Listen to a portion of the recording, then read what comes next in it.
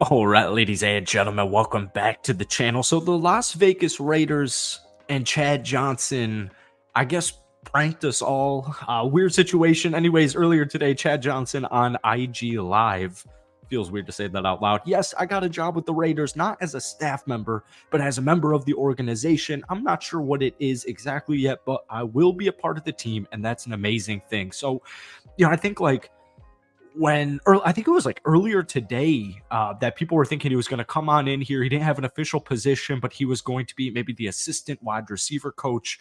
None of this matters to me because I just absolutely love what Antonio Pierce is building.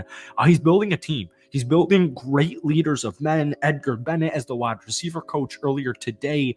He added former Jaguars defensive coordinator Mike Caldwell as the running game coordinator and LB coach. Caldwell had a bunch of suitors, including the Eagles, Bills, and Ravens. So he heads over to Vegas to join Antonio Pierce and Patrick Graham and Luke Getsy. And I just like what Antonio Pierce is building, like jokes aside, trolling aside, Chad Johnson aside. I do like that they are bringing in a lot of former players. I like they are bringing in proven coaches with experience. I think it's going to go a long way, man. I really do. One thing we immediately noticed when Josh McDaniels got fired and Antonio Pierce was the interim head coach is just the respect, the locker room vibe. Like, Antonio Pierce, former legend, former linebacker, former defensive player in the Hard Knocks era. Like, you respect him if you're a player. And that goes a very long way. And, I'm not really even trying to make a jab at Josh McDaniels here. Josh McDummy, as a lot of people call him. But, like, respecting your head coach, I think, goes a long way. I forget who it was. I was watching a game earlier this season, and their head coach picked up, it might have been, I don't think it was Dan Campbell. Of course, I can't think of it right now, but I was watching a game, and on the sideline, the coach picked up, the wide receiver, the defensive back, or whoever was on the ground. And, just kind of made me think to myself, like, damn, dude, there's not many coaches in the National Football League that would be able to do that, like, just physically speaking. Anyways, I digress.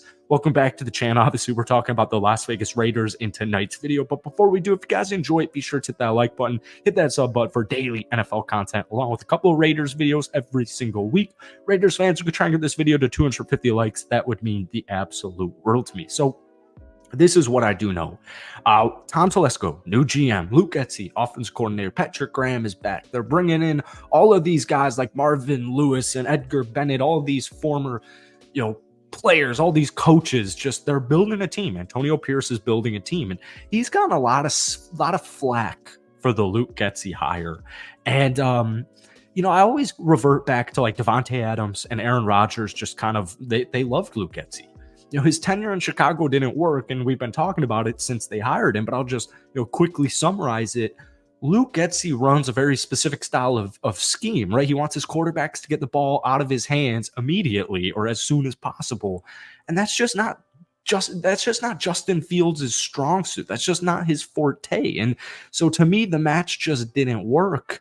And we look at Luke Getsy, and it's like, the dude knows how to run. At the very least, the Chicago Bears led the NFL in total rushing yards in the last 2 seasons. A lot of people like to bring up the stat, if you remove Justin Fields, they go back down to 24th. And it's like, that's not really the point to me still. The Chicago Bears, who had won 10 games in the previous 2 combined seasons, they were top 3 in total big plays in the National Football League in those 2 seasons. Like, it's hard for me to nitpick Chicago Bears coaches, because as a Chicagoan, as someone who was born and bred in the Chicagoland area, it's just a dysfunctional franchise. Like, sorry if you're a Bears fan watching this video right now, but you're probably like agreeing with me right now. The Chicago Bears organization has been poorly ran for a multitude of seasons and even a multitude of decades.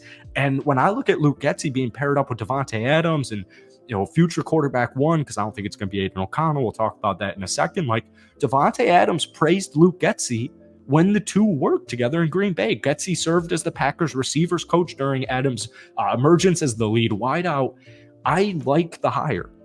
And at the very least, I think Raiders fans who are skeptical of it should at least be open to it. They should at least, do some digging of your own, because once again, a lot of Bears fans just hate Luke Getsy, but they love Justin Fields. But the reality of it is that never should have worked. I was at week 1, Packers at Bears, and I'm watching this guy play, and he looked like freaking Aaron Rodgers.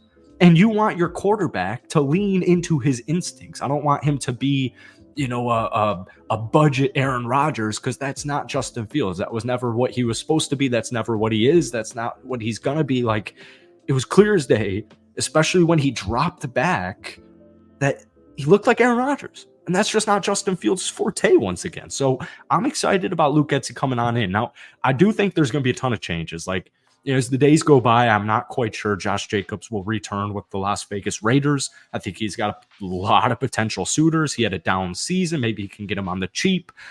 2 years removed from being the leading rusher in the National Football League, and Zamir White in the final 4 games of the regular season when Josh Jacobs was injured, the dude looked like the real deal. So I wouldn't be surprised if they decide to go sign a veteran running back, kind of almost like what Houston did. I don't know why this came to my mind, but what Houston did with Devin Singletary last year on, Damian Pierce never worked out. Devin Singletary ends up being the lead back, but you guys get what I'm saying. Hunter Renfrow, I don't think he's going to be back with the Las Vegas Raiders.